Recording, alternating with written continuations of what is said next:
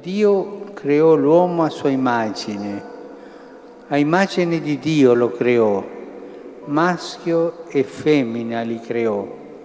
Per questo l'uomo lascerà suo padre e sua madre e si unirà alla sua moglie e i due saranno un'unica carne. L'immagine di Dio è la coppia matrimoniale, è l'uomo e la donna, tutte e due. E questa è l'immagine di Dio, è l'amore, l'alleanza di Dio con noi, è lì, è rappresentata in quell'alleanza fra l'uomo e la donna. E questo è molto bello, è molto bello.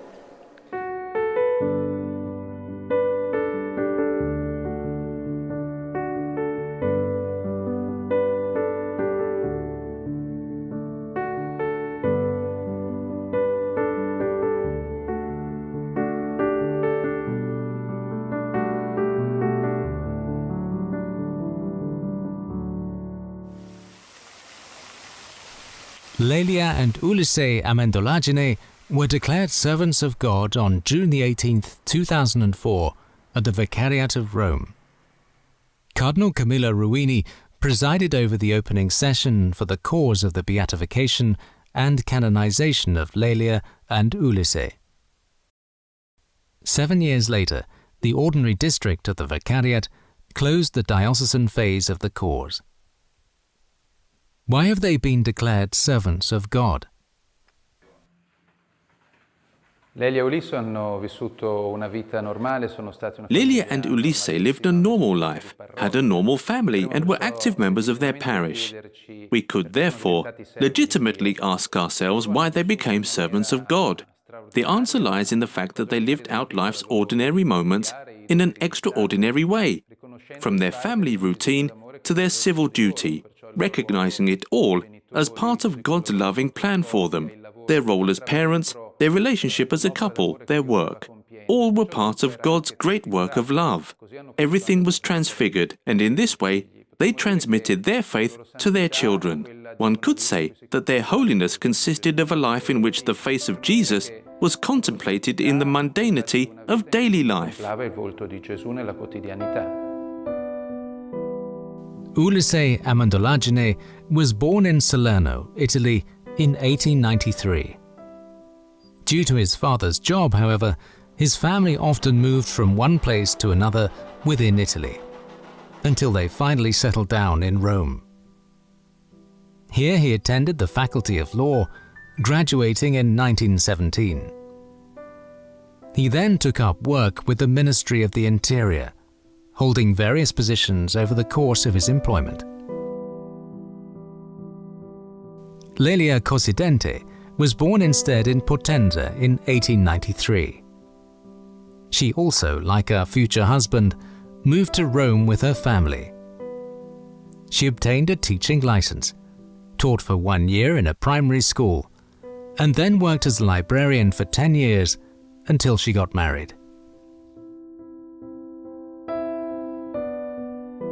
Mamma e papà avevano un carattere. Mum and Dad truly complemented each other. They were very different characters. Mum was joyful and showed it externally. She was an optimistic problem solver. Dad was a bit more fearsome. He was a serious man and instilled a certain fear in others.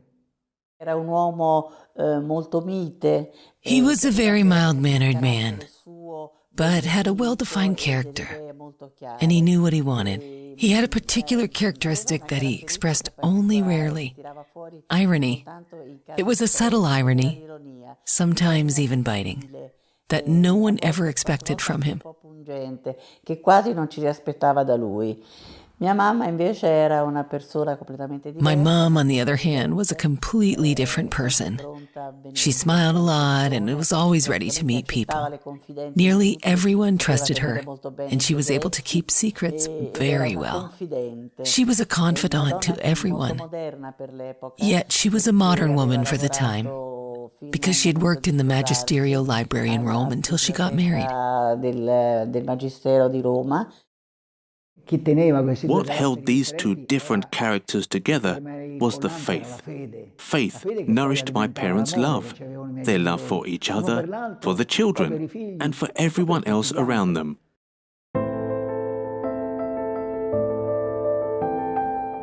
These two different characters married in Rome in 1930 in the parish of St. Therese. The ceremony was at a side altar dedicated to St. Therese of the Child Jesus. And so their union was born under the gaze of the well-known Carmelite, who gave us her little way of holiness that is made up of flowers of sacrifice and songs of love for her Lord. It is a gaze that will accompany Lelia and Ulisse through the most difficult moments of their life.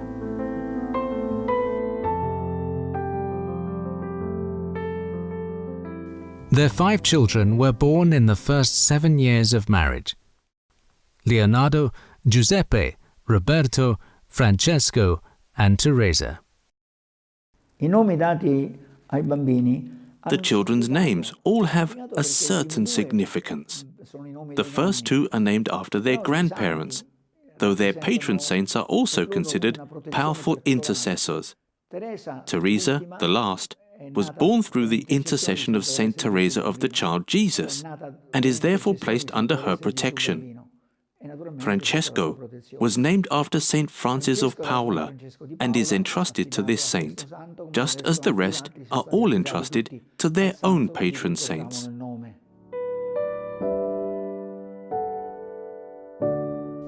Each child brought a heavenly presence to the family through his or her name, opening their hearts to a light that would illuminate the path to the kingdom of heaven.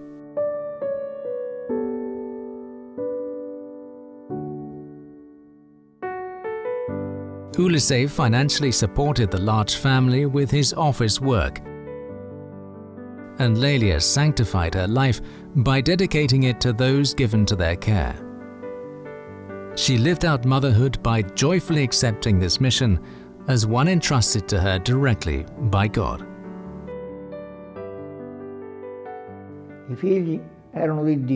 They would always say, "The children belong to God, and so we must raise them as best we can." They cared greatly about our education and religious formation.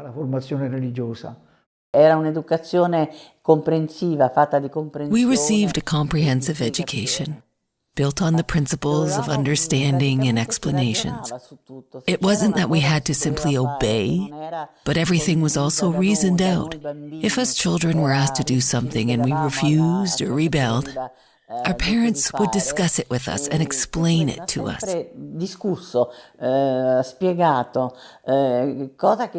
This never happened in those days. Children were expected to simply obey. They followed clearly defined rules without even knowing why. Our parents instead used to discuss and explain everything to us. They were always in agreement about our education. The most important element was the religious aspect. But more than their teachings, it was their witness that mattered. They lived out the faith together with us. Our faith grew over the years precisely because it was supported by theirs. Lelia and Ulisse communicated to their children the image of a living God, one with a merciful and compassionate face, who is present in the lives of his people, whose comforting voice can be heard sustaining them, loving them, and encouraging them. God was considered the Father.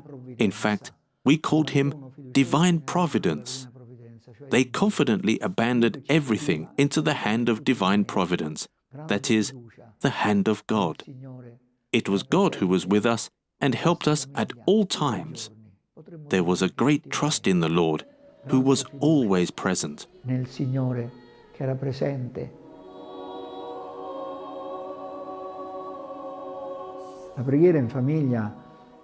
Family prayer was fundamental.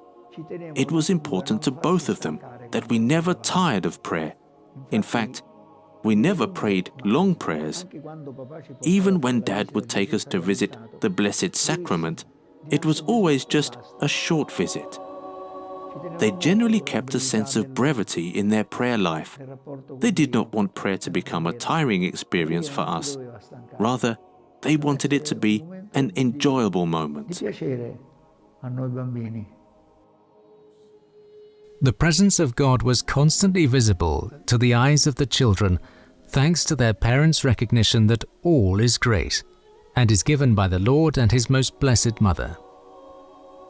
This certainty in their faith was nourished daily by kneeling together before the Lord every night in the sanctity of their bedroom.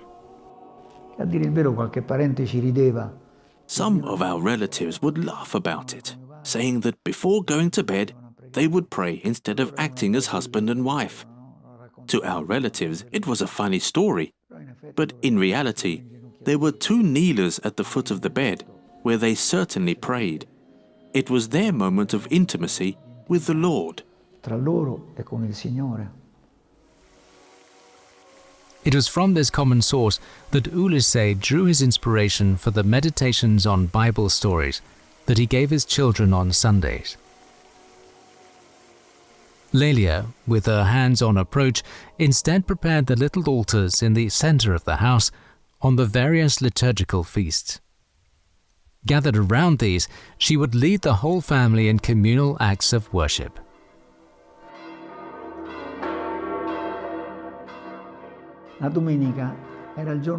Sunday was the most beautiful day. It was a feast day celebrated by going to Mass all together with Mum and Dad and by receiving communion. And for anyone who was unfortunate enough to get sick and not be able to go to Mass, we would all give him a kiss from Jesus when we got back. When we then went out for a walk, we would never miss the opportunity to visit the Blessed Sacrament. Dad would give up his siesta time to take us to Villa Borghese Park near our home, in order to let us run free, as we used to say. It was quite amusing to see this man walking around, holding a line of children by the hand. There were 5 of us, and I was the smallest and only girl. I would give him my little hand, and the others would line up abreast from youngest to oldest, so that the tallest brought up the other end of the line.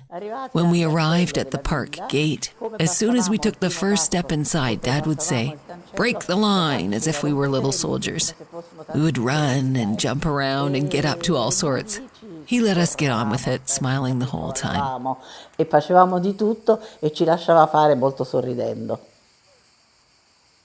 As the years passed, they experienced the typical difficulties that make up normal family life. However, everything took a tragic turn with the arrival of the Second World War.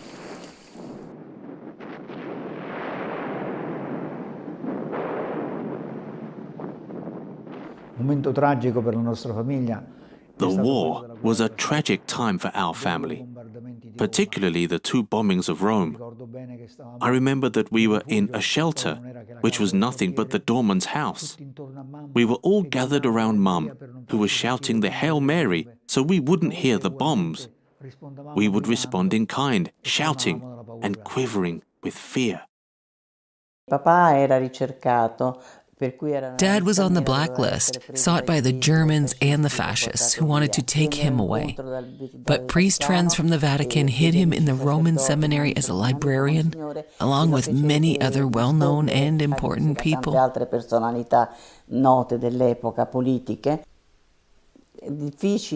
As difficult as it was to go on without a man at home and no money, divine providence always helped us. My parents were very devoted and believed in divine providence. It was almost like a sister or a family friend to whom you could tell anything.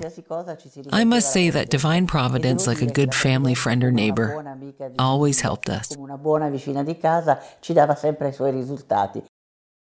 The close proximity of the parish of St. Therese, run by the Discalced Carmelites, had a great influence on Lelia and Ulisse's spirituality.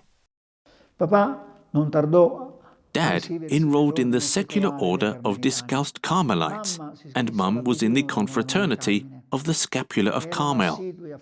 They attended the parish church devotedly and were good friends with the priests. Every Sunday, they met with the parish priest after Mass. Their spirituality was thoroughly Carmelite. In our family, Saint Teresa had a very important role. I later became a discalced Carmelite like her. Mum and Dad had read and reread her autobiography, The Story of a Soul. They often mentioned the book in the letters they wrote to me. Above all, they taught me to follow the little way of Saint Therese, as they called it, which I then shared with others.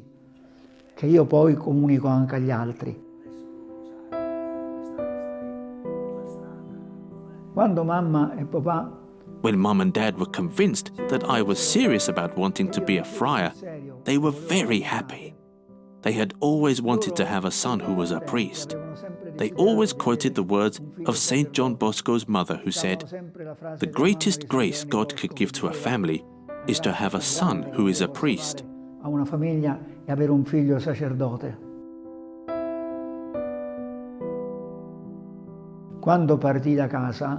When I moved out, Dad gathered everyone together in a bedroom, which served as a kind of chapel, with a large picture of Our Lady of Pompeii and an image of the Sacred Heart. He then took holy water, lit 2 candles, blessed me, and wrote down Jesus' words, "Whoever has given up father and mother for my sake will receive 100 times as much in return and will inherit eternal life." I always carried that paper with me. Father Raffaele left his family at the age of 15. A few days later, his brother Roberto also chose religious life and joined the brother Francesco, who, a year before, had decided to continue his studies at the seminary of the Brothers of the Christian Schools in Albano. All 3 boys leaving home at almost the same time must have been very painful for Mum and Dad. It was evident in the letters they wrote to me, especially at the beginning. We could only write once a month, and this really caused them anxiety. They wanted to know that we were well and happy, that was all.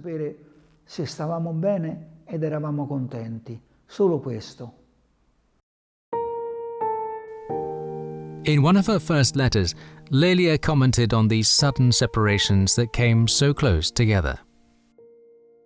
I pray so much for you, and a moment doesn't pass without me thinking of you. You in a special way. And Robertino and Francesco. There is such a void in the house. What a silence. When Dad comes back from the office, he always asks me, "How shall we manage?" Well, my dear Paponi, one must do the will of God. And as for the pain, only He knows. I console myself by reading the life of Saint Therese. That is always on my bedside table. There was also the pain of a father who tries to overcome suffering by resembling his son. Dear Brother Raphael, Giuseppe, you see yourself, Giuseppe, between parentheses, and Brother Raphael outside parentheses. I, Brother Giovanni, am between parentheses, and Ulysses is outside. In the same way, on the outside, I dress as a layman, and you dress as a religious, yet inside we are both religious.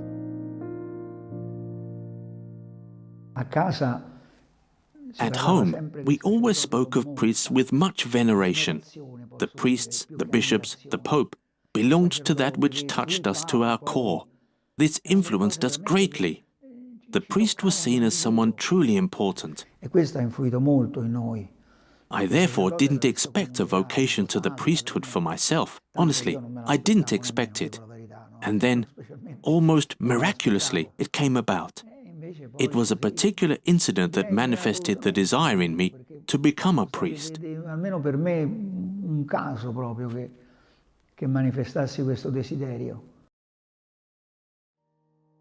When I am in the Sacred Heart Church in Via Piave, looking at Jesus exposed in the Blessed Sacrament, I seem to see you in Him.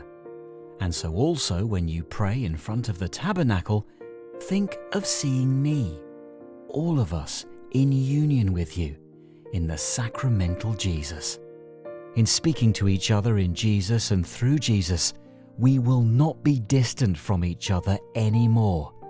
We will be very close, and our closeness will not be simply imaginary, but it will be real, palpitating, alive. Evidently, the Lord has distanced us from one another so that we could be closer to Him, through Him and with Him. We will be able to speak about so many things, and no one will be able to stop us. Lelia and Ulisse shine as examples for the ordinary everyday people, parents, spouses and workers who are called to realize their potential by fulfilling God's will for each one.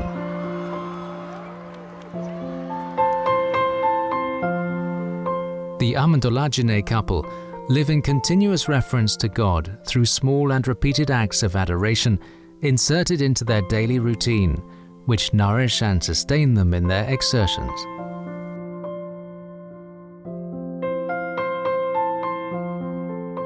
When I'm in the office, my work consists of reading documents, making arrangements, writing up minutes, or checking the work of others. I try to pray interiorly before I start every job. Not for men, Lord, my mother, but for you. Not with men, Lord, my mother, but with you. My imagination helps me out, and I imagine that I am in church before the golden throne in the church on Via Piave.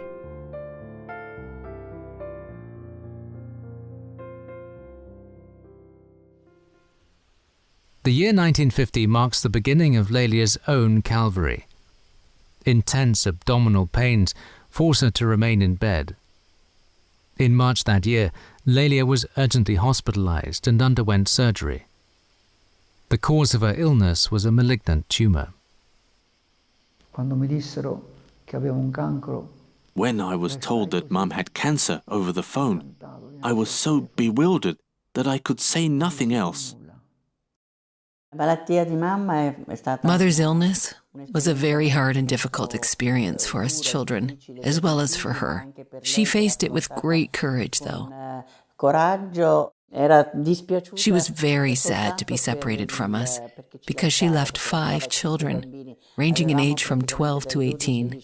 We were at that age when parents are indispensable. To her, the thought of leaving us alone was perhaps a cause of even greater suffering than the already devastating physical pain. One day she wrote to her son, I do not wish to ask for healing because it would be too wonderful. I would only ask for my abdominal pains to be eased, as I do not have the patience to bear them. May God's will be done. Her desire to be cured was for the sake of her children, but she had equally offered her life to the Lord for her children. A priest later told me in confidence that she had offered her life for the purity of her children. She knew that to maintain this purity would be the most important thing: purity of intention, of the body, of spirit, and of the soul. Mum wrote to me that when she felt most ill, her greatest consolation would come from Jesus in the Eucharist, which was brought to her from time to time. This morning, I received Jesus, and I thanked Him for everything He has given me through this illness. I thanked Him on my behalf and on yours, who have prayed so much for me. My brothers told me about an incident that occurred when Mum couldn't speak anymore. She was able to stammer a few words, but could no longer express herself. At a certain point, she began to say, my lady," whilst looking above the window. She was following with her gaze a mysterious figure that nobody else could see. "You are the Mother of Grace. Can you give me the grace?" "Can you give me the grace?" Then her gaze moved slowly towards the door. "She can't give it to me." Then she went back to absolute silence. Lelia dies on the 3rd of July 1951. Beside her is Ulisse with his prayer book, gripped by pain but strengthened by his faith in the next life. Though she is taken from him, Ulisse retains a firm faith in eternal life. He will have the following inscribed on her tombstone: "We will rise again." Il dolore l'abbiamo sentito, senz'altro, il dolore del distacco. Of course we felt the pain of separation, but we had been prepared for it, for a new mode of Mum's presence in our life, a presence that we all felt keenly after her death. Dopo la morte di mamma. Dad prayed a lot, much more than he did before. I remember that we children saw him at prayer more often, dedicating more time to prayer than previously. Evidently, he was asking God for strength to support the family that rested now on his shoulders alone, a task for which he maybe didn't feel he had the strength.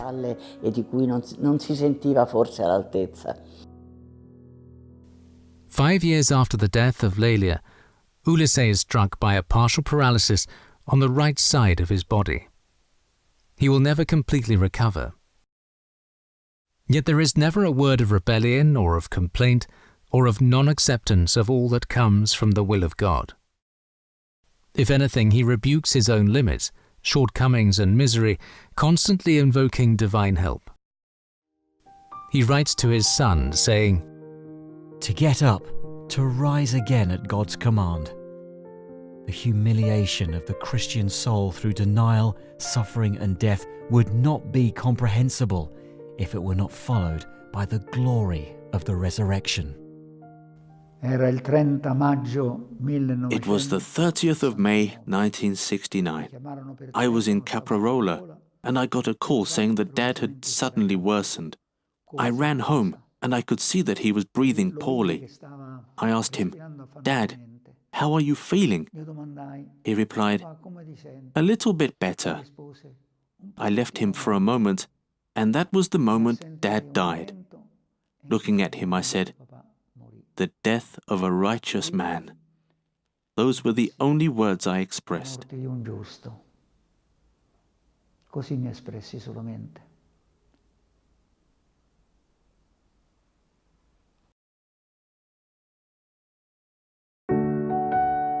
Lelia and Ulisse constitute a shining example of holiness in marriage.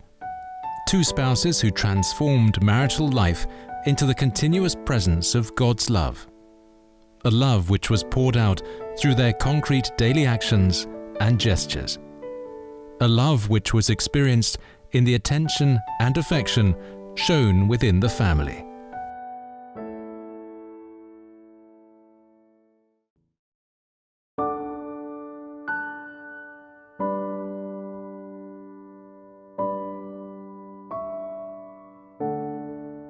Dio creò l'uomo a sua immagine, a immagine di Dio lo creò, maschio e femmina li creò. Per questo l'uomo lascerà suo padre e sua madre e si unirà alla sua moglie e i due saranno un'unica carne. L'immagine di Dio è la coppia matrimoniale. E l'uomo e la donna, tutte e due. E l'amore, l'alleanza di Dio con noi è lì, è rappresentata in quell'alleanza fra l'uomo e la donna. E questo è molto bello, è molto bello.